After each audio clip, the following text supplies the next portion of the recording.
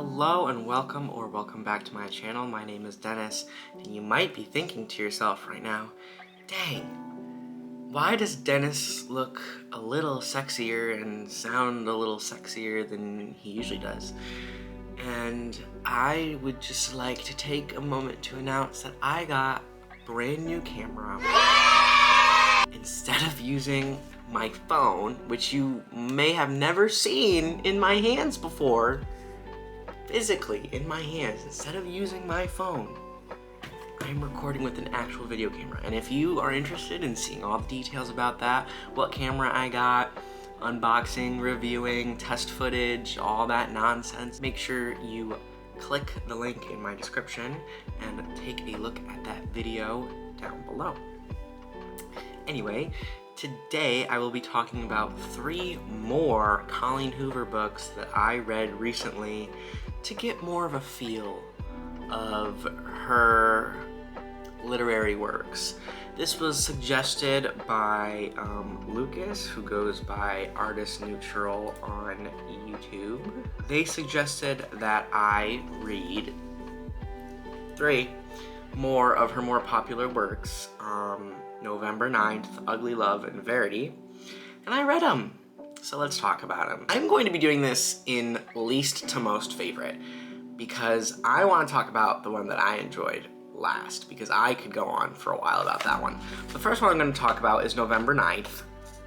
This is a romance between Fallon and Ben. Fallon is a girl who, if I'm remembering correctly, is like a struggling actress.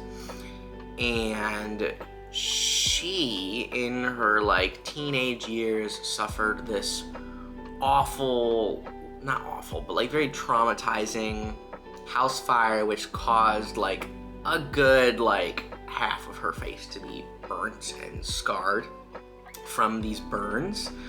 And I don't think she ever thought about like why or how the house fire happened and da-da-da-da-da-da.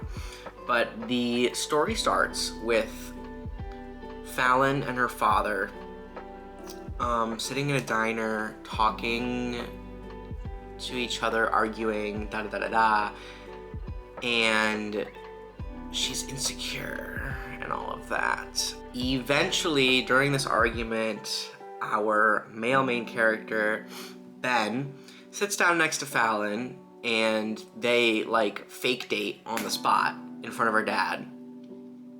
That Ben is suddenly Fallon's boyfriend.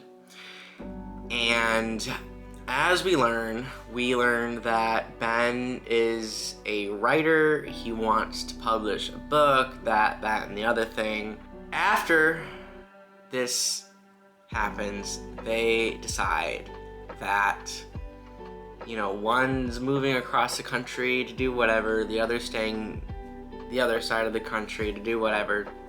But they decide that every year they will return to that diner or like meet up in general to reconnect and be with each other for a day. And like Ben gives her like homework over the course of like every year and tells her like, oh, I want you to like date at least 3 people and da-da-da-da-da. So they're not exclusive. They aren't. But like, they fall for each other over time. They don't talk at all from like the first November 9th to the second November 9th to the third November 9th and this, that, and the other. I think it's over the course of 5 years. As the story goes on, different events happen in their lives. Ben's brother dies one year, and then Ben ends up dating the wife, but then they break up. That's a whole conflict that happens. And what the book that Ben is writing about, I don't remember if it's a memoir or just like the story of his love life with Fallon, but Fallon finds the transcript, which Ben keeps a secret from her, like keeps it hidden away, like doesn't want her to read it because he says that he doesn't want her to read it until it's done. And she finds it, and out of curiosity she reads it, and she like reads the first chapter. And the first chapter talks about, I'm pretty sure, how He was the one that started the fire that burned Fallon's house and burned Fallon's skin and caused these like life-altering events for Fallon. He was the reason. And it's like, oh, it's so weird. It is so weird. She freaks out when she like reads through the first like portion, like ditches it, breaks up with Ben, is like, I'm never speaking to you again, like you're effed up. Moves to her, or is like living with her mom, or like her mom is like at her apartment or whatever. Ben drops off the full transcript in a box outside of her apartment. And she's like, hell no, I'm never gonna read this, da da da da da. Like takes a nap. Mom comes inside, finds transcript, reads it in its entirety. And is like, Fallon, like you should finish reading this. You might change your mind on how you feel. So she reads it. And here's like the full events of the transcript from what I remember. So Ben's mom killed herself. And Ben, I think, was the one that found her. And after he does some digging, he comes to find that Ben's mom was in a relationship with Fallon's dad, who is like a movie star or like a C-list celebrity in reality. Either they broke up or something happened, but like in the end, Ben's mom killed herself. So Ben takes it upon himself to like take revenge. I think he's like 15 or 16 at the time that he does this. And originally the plan was to just like fuck up the dad's car or something like that. So he like takes gas, pours it all over the car, lights it up, leaves, thinking that only the car was going to get damaged. But the fire spread. After reading the transcript, Fallon is able to forgive him, and that just blows my mind that you're able to forgive someone for doing that. Insanity to me. So yeah, Ben's a weirdo. I don't even understand the end of this book. Like, how do you forgive this like freak that like burned you in that way and like is making it up to you by like falling in love with you and doing all these nice things, but like he is the reason why you are traumatized and why you had those self-confidence issues, and then doesn't tell you until you happen to find out, and then just him suddenly like, oh, my mom killed myself and I like took revenge and that's how it happened. Like that, it's not adding up. It is not excusable. So that was November 9th. I liked how as Fallon aged, she grew more confident, and you can see it in her like personal thoughts and narrative. But like other than that, what was that? I'm pretty sure I rated this like a 2 or 3 star read. It was not all that. No, thank you. Next book that I'll be talking about is Ugly Love.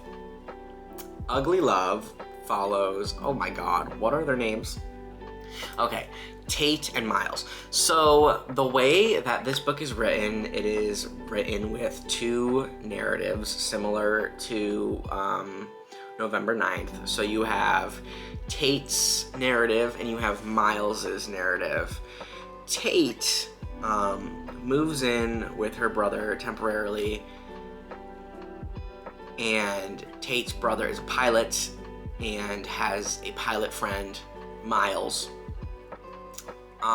Tate and Miles meet when Tate tries to move in on her own, and Miles is like sitting outside of the brother's door. I don't remember the brother's name, but the brother's door, and is like drunk, a mess, and like won't move outside of the door unless like she finds the brother or whatever. And that's how they meet. They eventually develop a mutual attraction, but the thing is that Miles like refuses to actually have a relationship with her. It is like strictly like sex. There is no feelings attached to this relationship, and Tate is like, fine, I can do that, but like obviously she doesn't want it to be like that. And Miles is very like cold. And over the course of Miles's narrative, we find out his storyline kind of goes back in time and then works forward, and Tate's is in the present. But Miles, we go back in time in his youth, his like senior year of high school. He falls in love with a new girl at his high school and is like really happy to have this like brand new relationship. And then his dad is a widow and fell in love with a woman from Arizona, and this woman moved up like, and the dad is like, I'm excited, I want you to meet like my girlfriend and her kid. So he invites him over for dinner, and Miles is like, okay. And then Miles opens up the door, and there's the new girl that he's in love with. So now Miles's dad is dating the mother of the girl that he's in love with, which means that technically we have like a step sibling thing going on here. Why? They try and keep the relationship a secret until the girl gets pregnant. So they have to tell their respective parents that, yeah, we're pregnant. Which doesn't go well at all. But eventually they're able to like have the baby. We're chill, and then like I think it's like as they're driving home from the hospital, like something happens traffic wise. He crashes the car.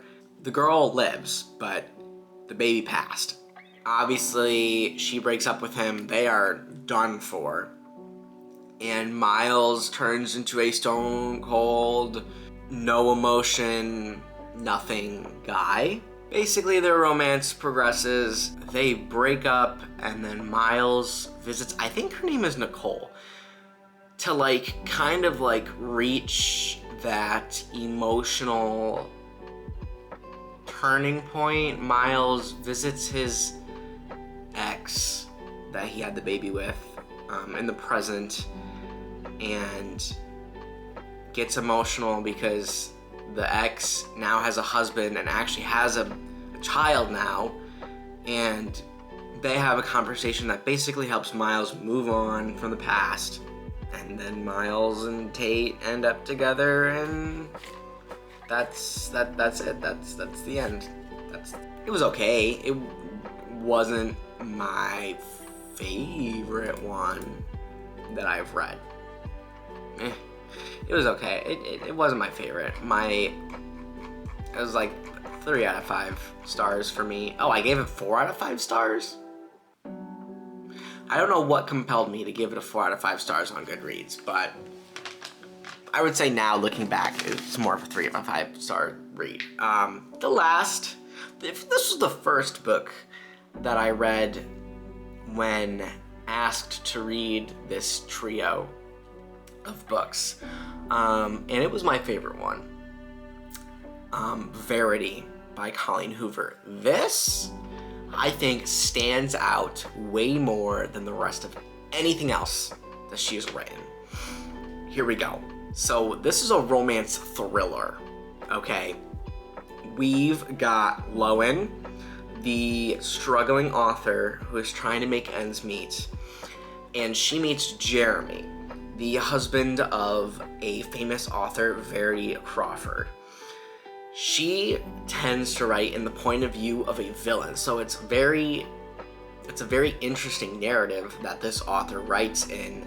And basically, she's disabled now after some accident, needs a writer to finish the last story, or like the series that she started. Jeremy's like, can you do this for me? Like, you're the only one that we can trust to do this. Like, Verity really liked your work. Will you do this? You will have to move in so that you can go through her office and like figure out her thought process and everything so you can write the book. So she agrees to move in. And over the course of the book, Lowen finds a like hidden autobiography, memoir, something that Verity wrote and kept a secret. Through this autobiography, she learns about Verity's life in a very like cursed and evil lens. We learn about the death of their 2 daughters. I think they're twins. As she's reading this autobiography, she is falling in love with the husband through like Verity's eyes and Verity's writing, which makes sense because he's, I don't know, I got hot vibes from him. She is very suspicious of Verity's disabledness because of the way that the daughters died. They, like, one of them died in an accident. I think she like had an allergic reaction to something at a sleepover, and this was like, this is awful to say, but this was like Verity's like favorite child, and then the non-favorite child, like she liked one way more than the other. And she blames the other one, the one that she doesn't like, on the one that she does like's death. So then she, according to the autobiography, she takes her son, her younger son, younger than the twins, and the surviving twin out on like a kayak, and then purposely like flips over the kayak and saves the son, and like purposely doesn't save the daughter, lets the daughter drown. She then like fakes this injury, fakes this disabled state because of what she says in the autobiography. So Lowen is suspicious of her, that she's not actually disabled and she's faking it. Spoiler alert, she is faking it, and they end up killing Verity because Lowen shows Jeremy the like transcript of this autobiography. Jeremy's like, oh, we're gonna kill her. They kill her, they take the son, they move away happily ever after, or so they think. Lowen, this is like the very end of the book, basically like the epilogue. Lowen is like helping Jeremy clean out the house, and there's this like floorboard loose in the room that Verity was kept in. And this letter basically outlines the fact that this transcript was actually an exercise in writing in that evil, villainous point of view, so that she could write her novels and write them well. And then towards the end of the letter, she talks about how Jeremy found the transcript, didn't believe her, and then killed Verity, or tried to kill Verity, but she survived, but like had to fake this like illness, or this her disabled state, to like basically survive in her house. So then we get this new conflict of Jeremy knew, or according to Verity, knew about the transcript, but when Lowen brings it to Jeremy, Jeremy doesn't know about the transcript. So now it's just this whole mess of what is actually the truth, we don't know. Personally, I think her letter is bullshit, because when you have children, the way that she writes about them And the way she describes this like gruesome murder of her least favorite child, and just how she talks about her daughters. A mother would never speak that way about their daughter, or a mother would never speak that way about her daughter, even in a like fictional point of view, even if she was making it all up. I have such a hard time believing that she would ever speak that way unless she meant it, because that's literally insanity. Like pretending to hate your daughters and like writing that detailed account of how much you hate her. No, it just doesn't, that to me just does not make sense. You know what I mean? On top of that, it was never like a fully published or like, you know, like official transcript of a book that she wanted to publish. But like, you know, like if it was something that was like an exercise, or like something that you wanted other authors to draw upon to like help you build their like evil POV voice, you would at least put like a disclaimer at the beginning, or like an author's note at the beginning, something for whoever picks up this book to know that this is not real, don't be concerned. But that was never there. And you know, she never like explains how the method works, or like does any cut-ins or anything like that. And it just wasn't it. But I loved this book. I thought it was thrilling, the romance was good, the plot was thick and actually really interesting, considering the kind of flops of plot that we had in the other books that she's written. This is probably, in my opinion, her best thing that she has come out with, and I want more. Maybe even a continuation of Verity. Maybe like a sequel, going on to Lowen and Jeremy's life post Verity's death. You know what I mean? Like, that would be cool. That would be something that I would want. I don't need It Starts With Us. I don't need the sequel to It Ends With Us. I want Verity Part 2. Is that so much? Is that so much to ask? Thank you to Lucas for suggesting that I read these books. I know it took me forever to make this video, but a man is busy, and now I'm not busy, so now I'm making all these videos. And I hope you enjoy, and I hope you enjoyed my new camera as well. I hope, let me know if I look good. Let me know if I sound good. I always do this at the end of my videos. Subscribe to me. Oh my god, you can see all of my pores. Every single hair and every pore.